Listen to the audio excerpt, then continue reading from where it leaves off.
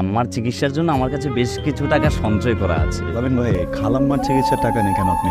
আম্মার চিকিৎসার জন্য এখন যে টাকা আছে ওই টাকা দিয়ে আমি আম্মাকে সর্বোচ্চ একটা সরকারি হাসপাতালে চিকিৎসা করাই না। আমরা যদি আরেকটু বেশি টাকা ইনভেস্ট করে টাকা লাভ করি তাহলে সেক্ষেত্রে আম্মাকে আমি একটা প্রাইভেট হাসপাতালে চিকিৎসা করাবো, কোনো সমস্যা তো নেই ভাই।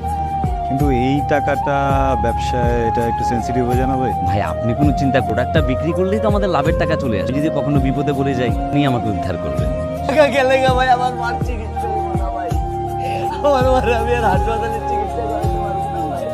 ভাই আপনি কোন যে আমার মার চিকিৎসা হবো? ও করে কোন ভাই অফিসের তালা ঘুরতে আমার মা নাইলে বাঁচবো না ভাই। আমার মার মৃত্যু দেখতে পারবো না ভাই। দেখেন ভাই আমি পয়সা থাকতে আমার মার লাশ দেখবো না ভাই। আমরা কি করতে পারতাম? আমি ম্যানেজার, আমারে মারতো না, আমি তোকে টাকা মারা খাইছি। আমি ম্যানেজার।